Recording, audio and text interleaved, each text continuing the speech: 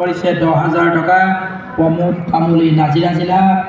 তৃতীয় বঁটা আমালৈ অৰ্পণ কৰিছে 7,000 টকা ঢকুৱাখানা জিলাৰ পুতুল শইকীয়া। চতুৰ্থটি বঁটা আমালৈ আগবঢ়াইছে 5,000 টকা গোলাঘাট জিলা শাখাৰ কামিনী ৰথবাবে। আৰু চতুৰ্থটি বঁটা আমালৈ অৰ্পণ কৰিছে হাজো জিলা শাখাৰ ধ্ৰুৱজ্যোতি মালাকাৰ বাবে। বঁটা দান কৰা আমি আটাইকেইগৰাকী বাপাইলৈকে কেন্দ্ৰীয় সেৱা বাহিনীৰ তৰফৰ পৰা আমি শ্ৰদ্ধাৰে সৈতে সেৱা নিবেদন কৰিছোঁ। কৃষ্ণ।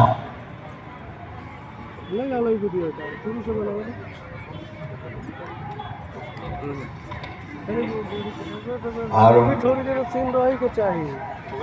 বাপমানৰ সমস্যা আইমাতৃসকল, আমাৰ শ্ৰীমন্ত শংকৰদেৱ সংঘৰ প্ৰধান সম্পাদক, জিলা সম্পাদক আৰু যোৰহাট জিলা শাখাৰ সন্মানীয় জিলা সভাপতি আৰু আমাৰ প্ৰচাৰ শাখাৰ সম্পাদক বা আমি এতিয়া মঞ্চত আছোঁ গৈ আমি সভাৰ কাৰ্যসূচী প্ৰায় শেষ হৈছে।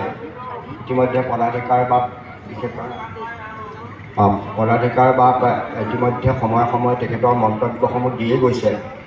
আমিও সময়ে সময়ে দিয়ে গৈছোঁ। বিশেষকৈ মন্তব্য দিবলৈ একো নাই, কিন্তু আমাৰ এটাই বিশেষ মন্তব্য আমি পাইছোঁ যে আমাৰ এয়া আজি 4 দিন ধৰি যোৰহাট জিলা শাখাৰ আতিথ্যত এই বৈষ্ণৱ পণ্ডিত সতাৰাম চুতীয়া আটাই মহা তীৰ্থক্ষেত্ৰত যি ভকত বৈষ্ণৱ সমষ্টৰ যি সমাগম ঘটিল, ই সঁচাকৈ অভূতপূৰ্ব, যথেষ্ট উৎসাহজনক আৰু অনুষ্ঠানৰ প্ৰতি থকা আনুগত্য সেৱাৰ মনোভাৱে আমাক বৰ আকৰ্ষিত কৰিছে।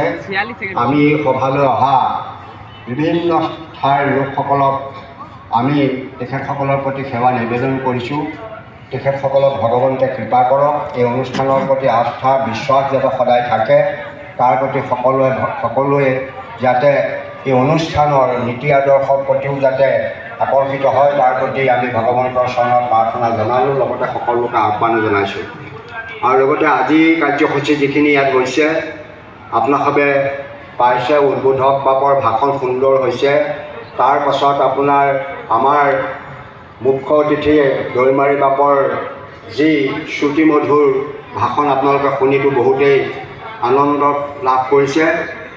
তাৰ সন্মানীয় অতিথি সকলেও সুন্দৰ ভাষণ দিছে।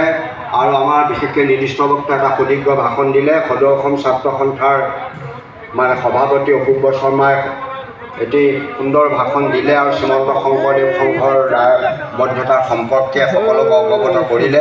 আৰু সদায় শংকৰদেৱ সংঘৰ লগত যাতে জড়িত হৈ থাকি